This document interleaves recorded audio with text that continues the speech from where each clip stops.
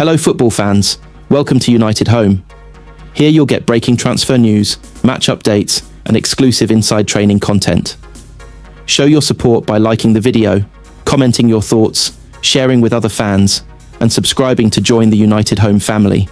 Manchester United still haven't solved £62.5 million conundrum raised by Ruben Amorim. Sacking Matheus Cunha was an excellent fit for Ruben Amorim's system at Man United, but back in a 4-2-3-1, it feels like he is still trying to find the role that suits him best.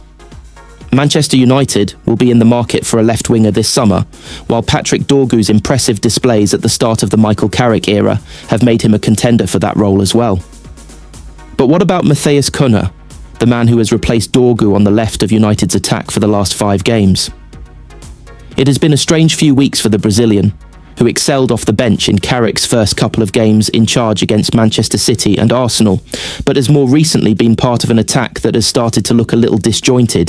Cunha has actually completed the last 3 games, and he got an assist against Crystal Palace for winning the match-turning penalty, but there have been questions about his role. Carrick felt he held his width better against Newcastle, but it has been noticeable how often he plays inside. A theme of recent performance has been the interchange of positions within the attack, and it's clear Cunha wants to be playing inside. Carrick spoke to him during the first half against Palace about when to hold his width and when to play more centrally.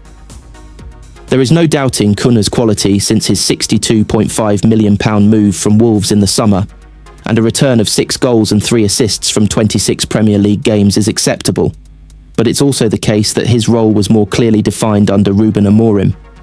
Although United were keen to sign versatile players under the Portuguese head coach, rather than specialists for his 3-4-2-1 system, Cunha was certainly a natural fit for it as one of 2 number 10s. He had spent the season playing the same role at Molineux and thrives as an attacker, given a little tactical freedom to get on the ball and make things happen.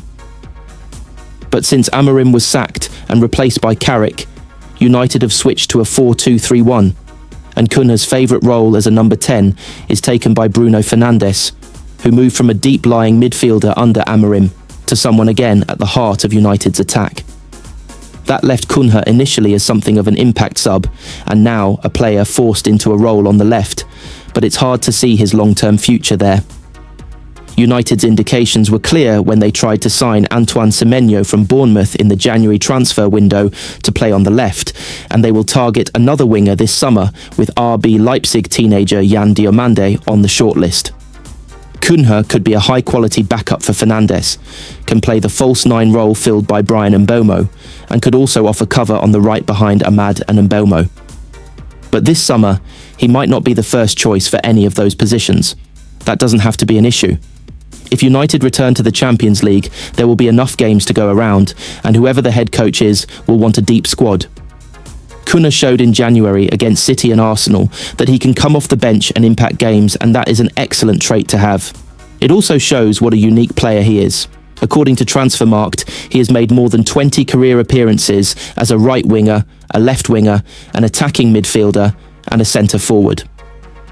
Versatile attackers are valuable in the modern game, but back in a more conventional system, it does feel like United are still working out how to get the best out of Cunha. He is one of the most technically adept and skillful players in the squad, but perhaps lacks that burst of acceleration to be a long-term answer on the left, with the attack often looking unbalanced when he plays there.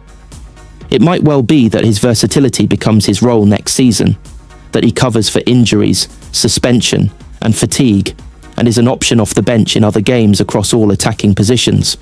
Plenty of players have made a success of that role at Old Trafford before the Brazilian. It would also be less of a talking point in a season encompassing closer to 60 games than the 40 United will play this season. The lack of matches and the gaps between fixtures have made dissecting Carrick's selections a natural hobby recently, when there wouldn't be as much spotlight if there were 2 games a week and rotation built into that. Manchester United must consider 2 managers ahead of Michael Carrick. But there is a catch. Michael Carrick has guided Man Utd to 3rd in the Premier League table since his interim appointment in January. Michael Carrick looked at home when he spoke after Manchester United's win against Crystal Palace. United had just moved to 3rd in the Premier League table, extending Carrick's unbeaten run. This place means a lot to me, so to have some positivity and everyone enjoying coming to the games, of course it feels good, he said. The players have to take a lot of credit for that. Certainly not all me, but that connection with the supporters is huge. Carrick was the most relaxed he'd been since his appointment during that post-match press conference. He looked content. Laughs were shared with journalists, and the feeling that it was now Carrick's job to lose was impossible to shake. Carrick has suffered his first defeat since that game. United were beaten by Newcastle at St James's Park, despite playing against 10 men for the second half, and the defeat was not a surprise given the dip in performances against Palace, Everton and West Ham. Although United secured 7 points from a possible 9 during that run, the Reds had not been as impressive, and there were concerns about the lack of opportunities fashioned in the final third.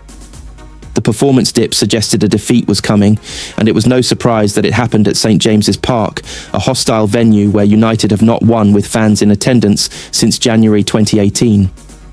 Carrick said he was bitterly disappointed by his team's performance, but it's certainly not the time to hit the panic button. United lost to an 89th minute winner at an atmospheric ground. They remain third in the Premier League table after an excellent start from Carrick to his interim tenure.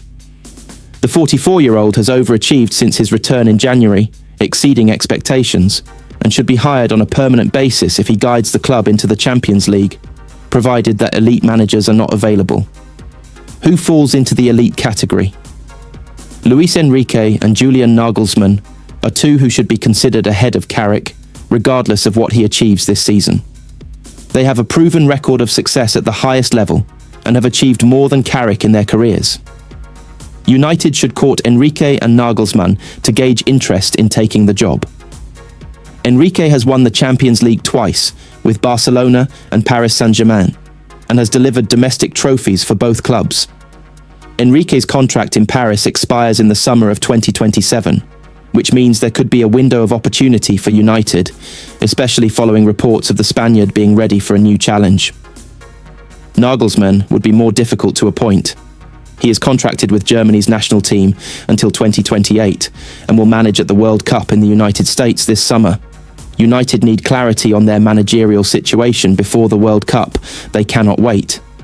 A potential appointment of Nagelsmann would have to be announced before the World Cup, but there would be a managerial void at Carrington while he coached Germany at the tournament. That point alone makes Nagelsmann highly unlikely, although he does have strong links with United Director of Recruitment Christopher Vivell. However, if an elite manager is not available and Carrick guides United into the Champions League, the job should be his. Oliver Glasner, Robert De Zerbi, Andoni Iraola and Marco Silva are candidates, but the jump to United from the clubs they have managed in the Premier League is massive. Glasner won the Europa